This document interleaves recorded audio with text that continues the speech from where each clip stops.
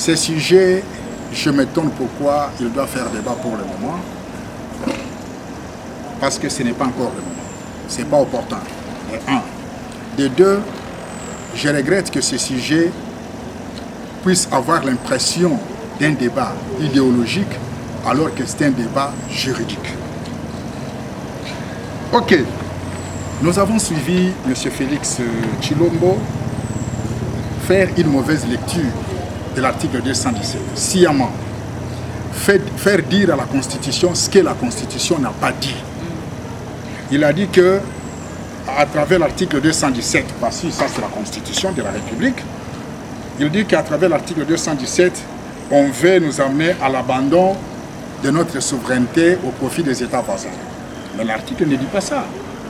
L'article dit que la République démocratique du Congo peut conclure des traités ou des rapports d'association ou des communautés comportant, j'y arrive maintenant, un abandon partiel de souveraineté en vue de promouvoir l'unité africaine. Ça, lui n'a pas dit.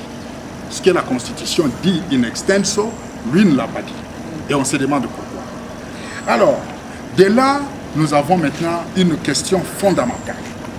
Pourquoi cet article fait allusion seulement à l'unité africaine? Donc l'article ne dit pas qu'on peut connaître un abandon partiel de souveraineté pour n'importe quel cas. On précise que c'est seulement pour, dans le souci de promouvoir l'unité africaine. Par là, nous devons nous poser cette question. Et la réponse, elle est claire. Lorsque l'Union africaine était créée en 1963, les pères de l'unité africaine, dans leur vision, ils avaient le souci de fédérer tous ces États, donc de les réunir en un État africain sous forme des États-Unis d'Amérique. C'est la raison pour laquelle, quand nous lisons l'article 215, qui reconnaît que les traités et accords internationaux régulièrement conclus ont de leur publication une autorité supérieure à celle des lois, sous réserve pour chaque traité ou accord de son application par l'autre partie. C'est ce qui explique que la disposition contenue dans l'article 217 existe dans toutes les conclusions et dans toutes les constitutions africaines. Parce que déjà, au niveau de l'Union africaine, tous ces pays ont déjà souscrit à cette hypothèse et par conséquent, ils ont l'obligation de le reconnaître. Ceci voudrait encore dire, en deuxième position, que les cadres devant lesquels M. Félix doit combattre l'article 217, ce n'est pas devant la population qui Kisangani ni à Lubumbashi, c'est à l'unité africaine. C'est à l'unité africaine où il doit combattre ça. Mais il fut deuxième vice-président de l'Union africaine, il ne l'a pas soulevé. Il ne l'a pas soulevé. Au contraire, pendant ce mandat, il est allé, pendant qu'il était le président, il est allé même légitimer les coups d'État au Tchad, puisqu'il était à la cérémonie d'investiture de Mahamat Idriss Déby. Donc, si au niveau de l'Union africaine, il n'existait pas cet esprit, l'article 217 n'existerait pas dans notre constitution et cet article n'existerait pas dans d'autres constitutions africaines. Et encore une autre preuve, c'est que toutes les constitutions africaines, toutes les constitutions congolaises qui ont eu lieu après 1963 contiennent cette disposition. La première, c'est la constitution de 1967. Elle contient cette disposition, si j'ai bonne mémoire, à l'article 67, à la constitution de la conférence nationale organisée. Mais je termine d'abord l'explication du contenu de cet article 217. Alors, je disais que toutes nos constitutions qui sont nées après l'Union africaine ont ce genre de dispositions. Dans la constitution de 1967, si j'ai bonne mémoire, à l'article 67, on a une telle disposition. À l'article, le professeur Mampouya ou Bob Kabamba l'a dit, je crois Mampouya, que dans la constitution de la conférence nationale souveraine, c'était l'article 108. Donc, c'est une conséquence de l'acceptation de tous les États africains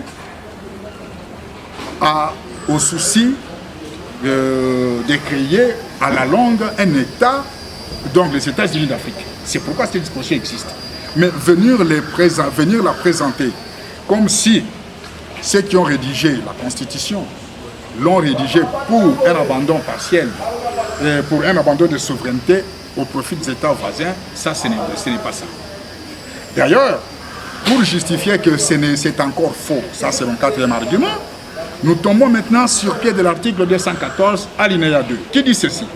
Nulle cession, nul échange, ni l'adoption du territoire n'est valable sans l'accord du peuple congolais constitué par voie de référendum.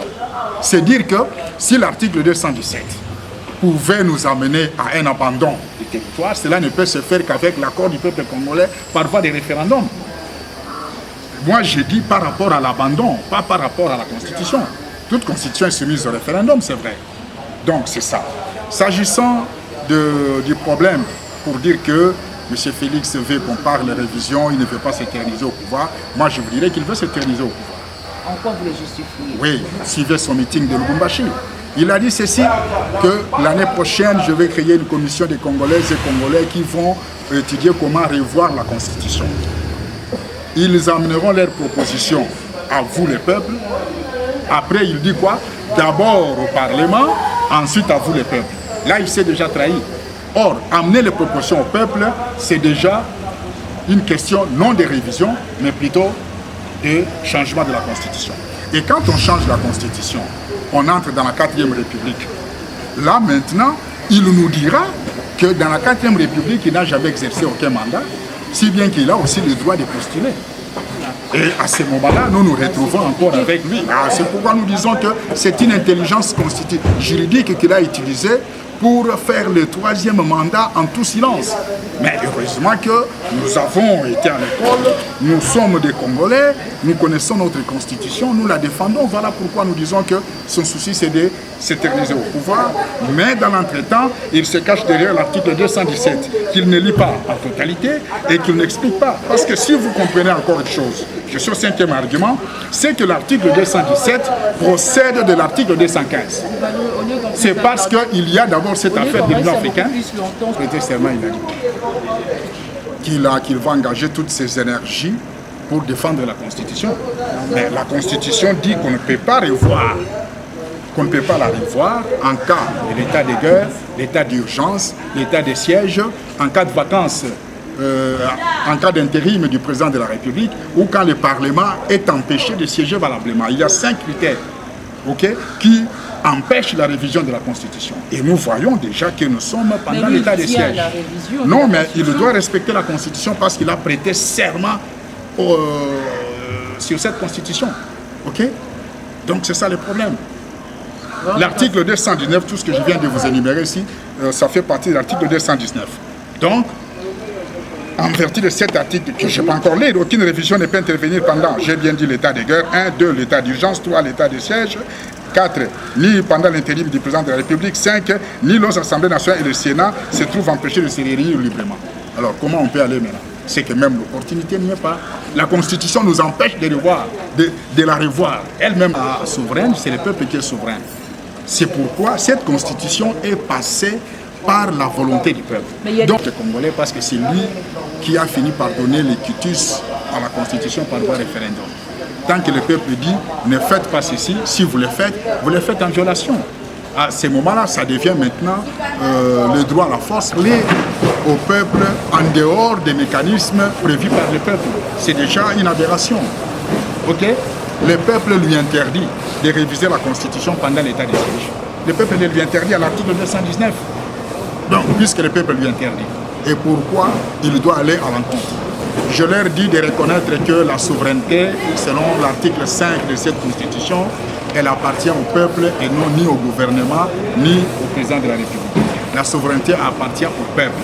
Et le peuple qui a voté cette Constitution interdit toute révision dans les conditions prescrites dans l'article 219. Donc, ils n'ont qu'arrêté la machine. Ils n'ont qu'arrêté la machine. C'est la base parce que c'est déjà anticonstitutionnel. Une conviction ne peut pas être anticonstitutionnelle. Quand est-ce qu'on change une constitution? Est-ce qu'il y a eu révolution? Après le coup d'État de 1965, on avait droit à une révolution, à une nouvelle constitution. Déjà à partir de 1960, le 14 septembre, il y a eu le coup d'État avec le collège de commissaires généraux. Là, au moins, on pouvait avoir parlé d'une constitution de Louabou en 1964. Après le coup d'État de 1965, on pouvait parler de notre constitution en 1967. Après le multipartisme, prôné le 24 avril 1990, oui, on pouvait avoir une autre constitution pour la Troisième République. Mais aujourd'hui, il n'y a pas, non, il n'y a pas rébellion, il n'y a pas quoi, pourquoi on doit changer la constitution? Au Gabon, c'est normal. Parce que le Gabon a fait un coup d'État, il pouvait passer au changement de la Constitution. Mais chez nous, il n'y a pas eu coup d'État. Nous sommes dans le système électoral que nous déplorons, que nous voulons arranger parce que les élections ont été chaotiques. Voilà. Le mot de la fin, c'est que le Parlement est issu des élections chaotiques. Il n'a pas la légitimité du peuple. Monsieur Félix est issu aussi des élections chaotiques. L'article 217 a été mal lu partiellement dans l'intention de faire voir au peuple qu'il y a nécessité de changer la Constitution. L'article 219 interdit toute révision dans des conditions bien prescrites, notamment l'état de siège. D'où le moment de la fin, ils doivent arrêter la machine.